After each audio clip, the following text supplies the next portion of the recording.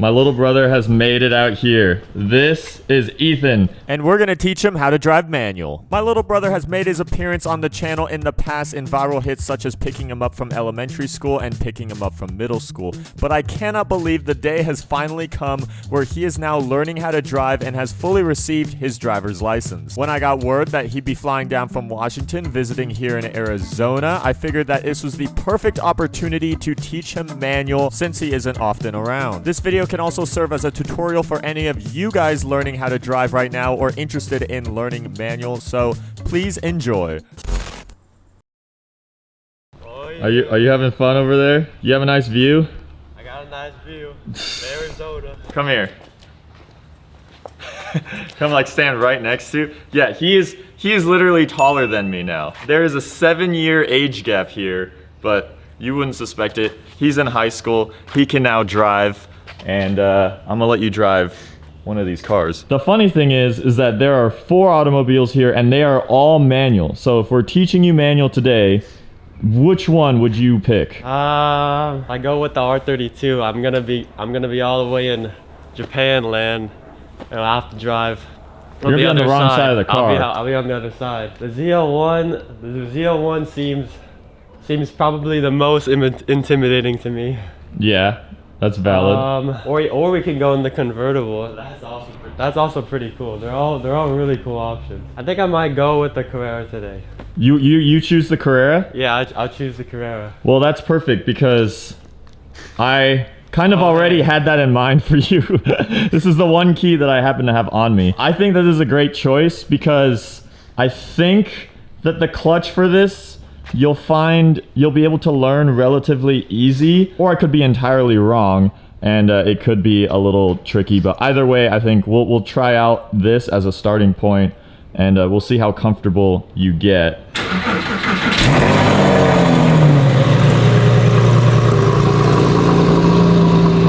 Anything in the garage is a pretty crazy starter to learn manual in, but definitely with how this car is all set up now, there ain't much cooler than this that you could be trying this out. That's at least here right now. I forgot how loud this is. Yeah, well, I don't know if you've ever even heard it before. This is your first time seeing this car. The last time you were here, I didn't even have this car before, so Well, I was expecting it to be more quiet, but I forgot all the installations you did. Yeah. You can hop in the passenger seat first, and I'll give you a little walkthrough of what driving manual is even like. I didn't know you had seats back there. Yeah, you can ride in the back if you want. It would be a tight fit. Did you know that there was an era where mom and dad wanted to buy one of these? No. They were, before they got the E-Class sedan, you were probably maybe 2 years old or something. Like this exact one? So it was the same generation, same 2007 Porsche Carrera, but they were looking at a convertible, and it probably wouldn't have been, I don't think they were, yeah, it wouldn't have been manual. But yeah, I remember because we went to the Porsche dealership they looked at one, and I remember sitting in the back seats, and obviously my legs didn't fit at all, but I told them, I was like, yeah, it's not bad, because I was like, I wanted them to get the Porsche so bad. I was like, oh, it's fine. And they just decided that the back seats were too small, and that once we both grew up that we wouldn't be able to ride in it or experience it at all, so they've just backed out. But it's funny, they could have had a 997 convertible. The trickiest part when it comes to manual is just simply getting the car moving smoothly, and everything is about being as smooth as possible. The clutch is kind of like your gate, and you have to open the door, get a gear through, then close the door. Also, neutral matters. If I were to put this car into first gear to get it going, I have to put the clutch in, and if I were to come back to a complete stop, I have to make sure the clutch is also in. This car can't just sit. If I were to put it in the first gear right now and then release the clutch, the car would just stall. And that's stalling is obviously how you fail when it comes to manual. You know, it's not the end of the world, but it's obviously what you want to not happen. So I'm gonna push the clutch in, I'm gonna put it in first, and then in order to start moving, I'm gonna slowly, very slowly release the clutch pedal, and as I slowly release it out, you feel that the car is starting to move. Yeah. But if I release it all the way, the car is gonna stall. So now we slowly give it gas. We're on the use the right foot, I'm slowly giving it gas, and as I'm giving it gas, I slowly then fully release the clutch pedal, and now we're all on gas. I see. You can hear the motor starting to kind of like struggle, not struggle, but just it's starting to, you know, kind of whine out a little bit more. So since we're at 2.5, we can reset everything if we clutch in, downshift into second, and then release the clutch, and then it resets us, and now we have back to getting more rev range. But now we're coming to a complete stop, so I have to clutch in and fully brake. Yeah, I'm throwing a lot all at once right now, but So it's kind of like it's kind of like a seesaw, like of like the clutch going in and the gas up going on. yeah. You want them to be in. So Ethan is hopping in now, and luckily The driver's seat. we're about the same height. He's slightly taller, but you should be already set up to what's at least ideal. Hopefully your feet are comfortable. You can feel what the clutch pedal feels like if you push it all the way in. You got to use your left foot. You can feel, yeah, you press it all the way in. Yeah. And that has to be all the way. You have to be pressing all the way up to the top on the clutch pedal. Other pedals are weird because, yeah, brakes, sometimes you're just like lightly on it, and gas, you're kind of lightly on it. But the clutch pedal is a pedal that you push all the way up whenever you want to start utilizing it. Can I press the accelerator? Yeah, if you press the accelerator right now, it'll just rev it. It'll just give it a little, yeah. Oh wow. Yeah. Could I just like feel the gear shifts? If you want to feel this first, you have to push the clutch all the way in, and you have to keep your foot held all the way there the entire time. So this is one? Yeah, and then keep your foot all the way in the clutch, yeah. Wait, so then if one is like you're turning it then what is reverse? Because it's like showing... Reverse is like if you press even further way over. Yeah, press, and really press far. There you go. Okay. That's reverse, yeah. But then you go like this? Yeah, that's how reverse is in this car. But you won't be worrying about that, at least right now. Go up to 1, and then go down to 2. And that's 1, 2, and then 2, 3. Yep, 2, 3, then 3, 4. Yeah. So let's see if you could get this thing going without stalling on the first go. I got my Alcantara. Yeah. You got your 991.2 wheel. So yeah, okay, parking brake down, then clutch all the way in, then put it in the first gear. Put it in the first gear. Okay, now what you're gonna do, with your left leg, slowly release the clutch, as slow as you can, until you start to feel this car slightly moving. Okay, now that it's moving, now slightly give it some gas. And then slowly release the clutch all the way, and now you're on gas. So now you just, yeah, and so now you just transitioned from clutch to gas, and now we're good. We're moving. He did it. He didn't stall on his first go. We got this Porsche moving. And yeah, I think this Porsche is actually a pretty good car to teach people, and because of how this clutch is. You're able to just fully release the clutch and get the car rolling without even having to worry about gas. And then it's very easy to then tell them, okay, now tie in some gas and start mixing that in and getting the car rolling. So yeah, well, let's just stay in first for now. Just kind of get a feel for that. The clutch pedal feels way different than the other ones, because it's like, I wouldn't say it's like sensitive, but it's just like you have to put a good amount of pressure. Yeah, so now you're coming to a complete stop. So clutch all the way in, clutch all the way in, clutch all the way in, and then brake. Yep, and then keep that clutch all the way in, because right now, since we're stationary, if you were to release the clutch, the car will stall. Okay. And so if we were to get moving again, we have to repeat what we first did to get ourselves going, is that you release the brake and then you slowly release your left foot off the clutch. We'll go left, yeah. So you slowly release your foot off the clutch. You did it too fast. You did it too fast, and so that's what stalling the car is like. In order to, can you go by?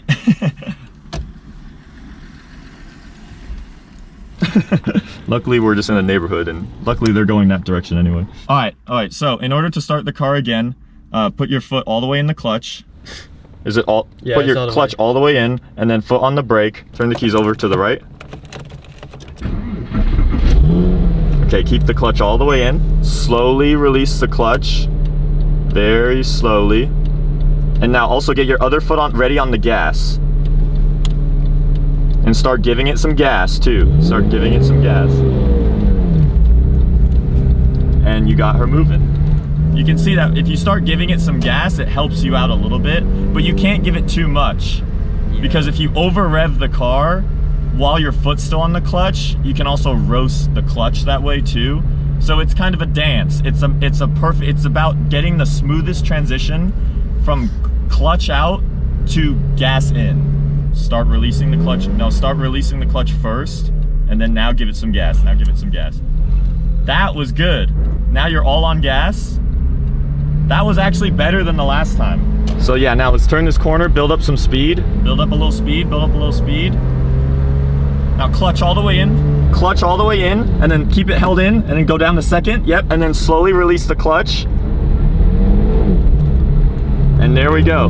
We're in second gear. All right. We're in second gear. All right. I think to be safe in neighborhood speeds, we probably won't even get up into third. But getting a 1-2 down is at least, you know, it's all the same thing after that. Reset back into first. And slowly release the clutch and oh. Bro. Yep, that's Oh my God. Yep, yeah, you did it too much. You didn't give it gas in time. So clutch all the way in and brake and reset the key and start her back up. Give it some gas, give it some gas. Okay, yeah, that was close. We were pretty close to stalling. We might need a little more gas next time, but you're starting to kind of get the feel for it, right? Yeah, the timing is pretty hard, I'd say. Yeah. Yeah, you want to go up to 2, down to 2. Slowly release the clutch. Slowly give it a little bit of gas. Yeah.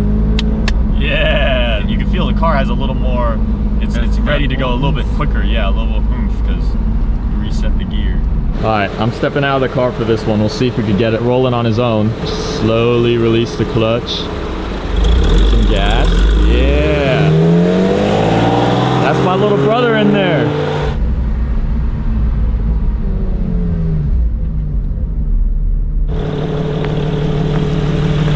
Still got the clutch held in? Oh, you put it in neutral? Oh, good man. Yeah. He knows what to do to be able to stay stationary. So what do you think? Is it a little more tricky than you expected?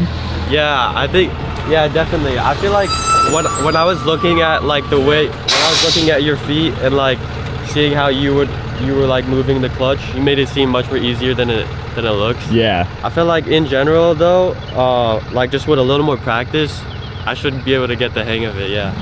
Yeah, for sure. He did get it moving on his first go, and we did also get a couple stalls, so we've kind of gotten the full learning manual experience. All right, I'm taking Ethan to Pavilions. First time here. You said recently one of your favorite cars is a RX-7? Yeah, that's correct. All right, FD RX-7. We're gonna try and hunt one down and see if we could find Ethan one here at the event. We parked up. Time to find RX-7. We found some JDM. We found literally an OEM Mark IV Supra, just simply lower. Where does the Supra fit under the big four? Big four being Skyline, Supra, RX-7, NSX. I could put Supra right below Skyline. You had to pick an order. Then I'd have to rank, well, I'd have to rank RX-7, yeah. Then Skyline, then Supra? Then probably Supra, and then NSX. Okay. This is one of the cleanest 300ZXs I have ever seen. I don't know much about these at all, so I have no idea what front bumper this is, but it's on Work-A-Motion D9R wheels. It's got immaculate red paint. Glow-in-the-dark Work-A-Motion stickers.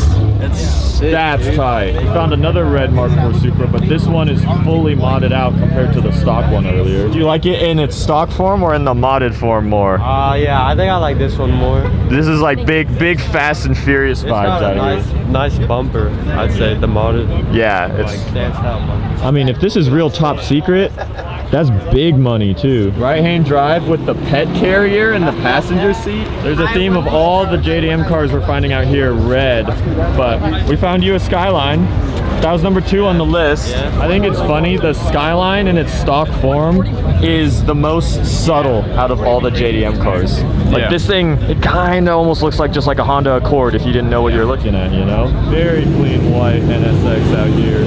It's got a hood scoop as well. This means we found 3 of the 4 holy JDM cars, but not the RX-7. Where is the RX-7? We're finding everything at Pavs, but no FDRX-7 tonight. I think this is my favorite one so far, though. You think? Oh, NSX just went from bottom of your list all the way to the top now? You missed something. What'd I miss?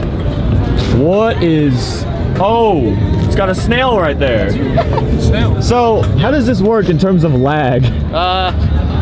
There's a little bit of it. I don't think there's much though, because the engine's right there. Yeah, no, it's probably not that bad. Not terrible, but there. That's crazy. Present. So when he does get his groceries, he just puts a part of his scaffolding just back down, He puts and then a steak right there. yeah, and then you can just cook your steak on top of your freaking Garrett. Outside of the big 4, you have your S chassis.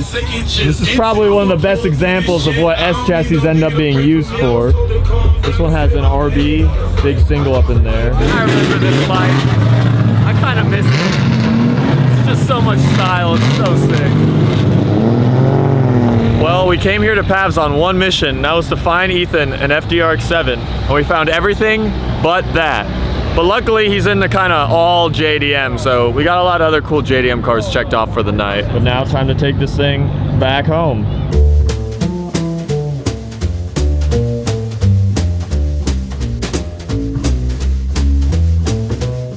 That's the one Cybertruck I'll have. Yeah, I'd whip that. Yeah.